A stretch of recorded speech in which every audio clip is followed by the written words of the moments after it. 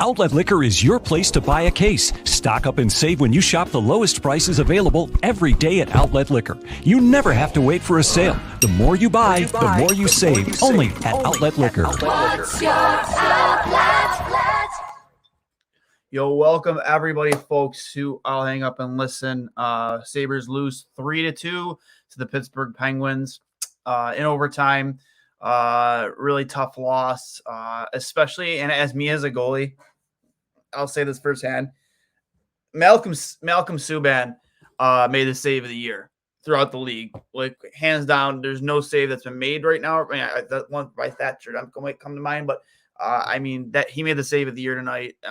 We didn't even know we made it until they went to replay, where Rob Ray had possibly one of the worst reactions to an unbelievable save like that I've ever heard. It was, I mean, I love Rob, but it was like utter confusion.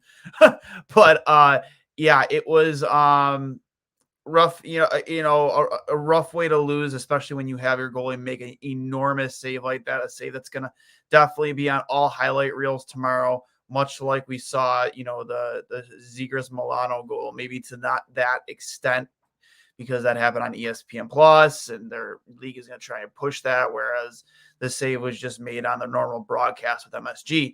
But I mean, that save made its rounds all over Twitter. Everybody was tweeting it. It was an unbelievable save, and I'll show it here very shortly. Unbelievable save by Malcolm Subban.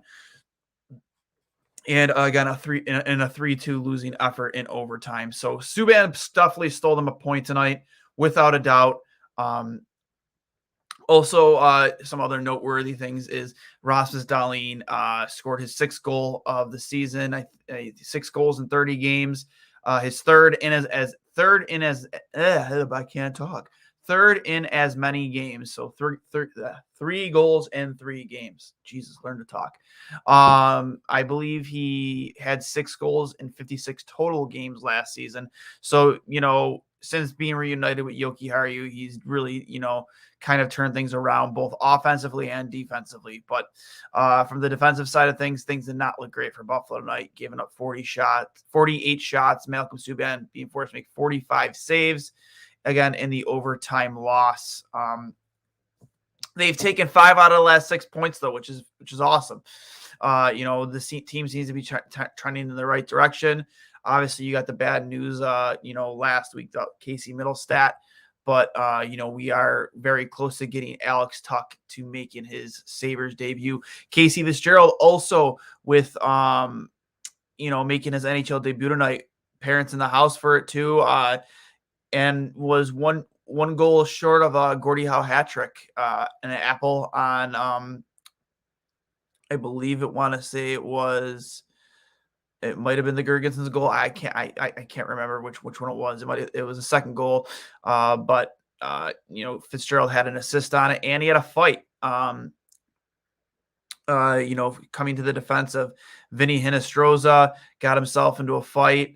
You love to see that. 2 fights tonight. Tage Thompson sticking up for Jacob Bryson with with Ashton Reese, and then you saw Casey Fitzgerald fight Lafferty in defense of Vinny Hinostroza. The Vinny Hinostroza hit was clean, but Fitzgerald was right there. Maybe he felt like he wanted to make an impact in his first game. Really, maybe earn himself some respect in the locker room with the boys. I could totally see that. I believe he was a 2016 third round pick. I think it was like 86 overall. So, he's been developing down in Rochester. So, the most recent call up by Buffalo, but, very impressive start. I guess, this game was full of like kind of individual accomplishments, individual highlights, individual positives. Again, you see Casey Fitzgerald make his debut, get his first NHL point, first NHL fight. You saw Tage Thompson stick up for Jacob Bryson, which was awesome to see. A guy his size, not being afraid to go in there and, stick up for his brother out there. I love seeing that. Who doesn't love seeing that? Again, you saw Rasmus Dahlin continue on this tear that he's been on as of late. 2 weeks ago, everybody hated Rasmus Dahlin. Now it's just like, holy shit, man, this kid is looking to be like the player we drafted. the goals he's scoring, he's absolutely blowing the puck by these goaltenders. They don't even stand a chance. He's controlling the play. He's driving play. When he's bringing the puck out of his own zone into the offensive zone, he looks like that kid that we drafted him to be, that offensive dynamo, that offensive threat. It's been a lot of fun to watch. Shots on goal for the game were, again, very heavily in Pittsburgh's favor, 48-21, which makes it that much more impressive, obviously, for a guy like Malcolm Subban coming in off his first game after an injury and a lower body injury, and coming in and really performing as well as he did.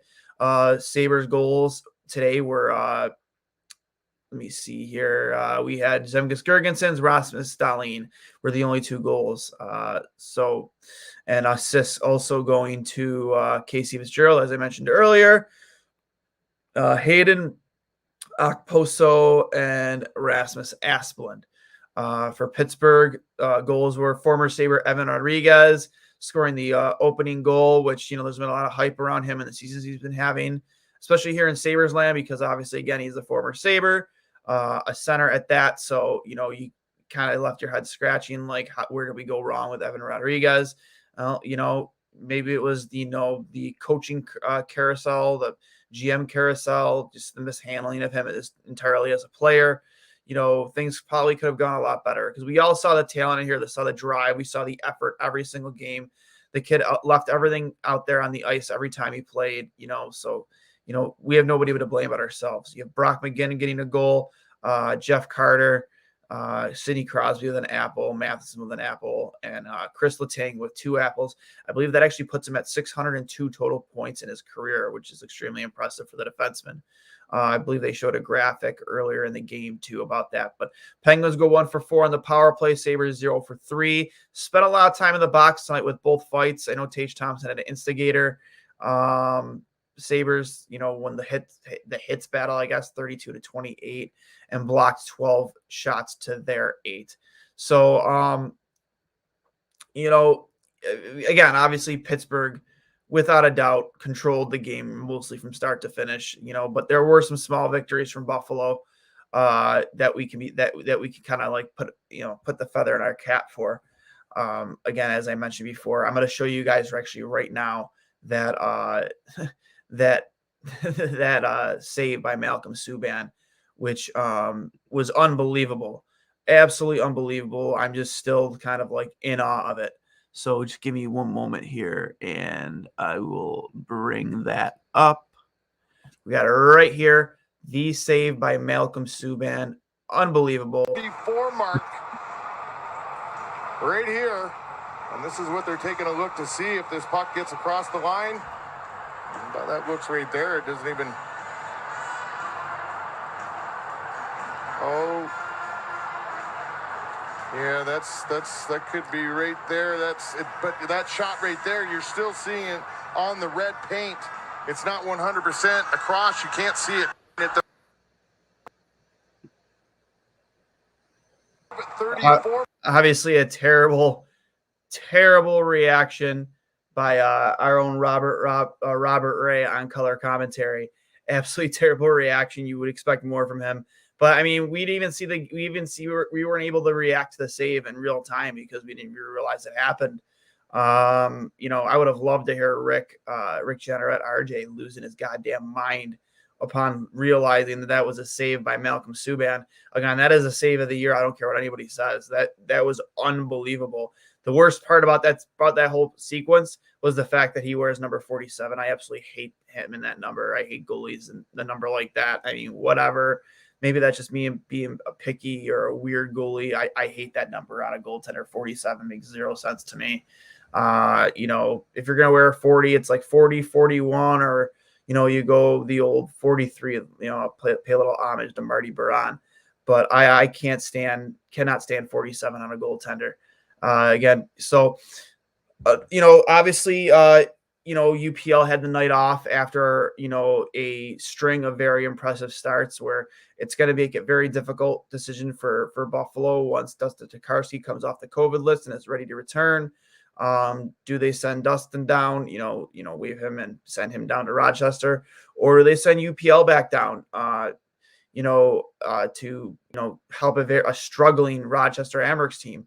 Because I think, and, I don't want it to get lost on all of us. Obviously, we want to keep getting points up here when we can, with in Buffalo, but at the same time, I think the team that we also need to focus on are, in fact, the Rochester Americans, because that's where you have your Peyton Krebs, your JJ Paterka, and your Jack Quinn, Samuelson, all these kids down there that are performing very well, and I think UPL gives them the very best chance to win, and you want that team to make a deep playoff run.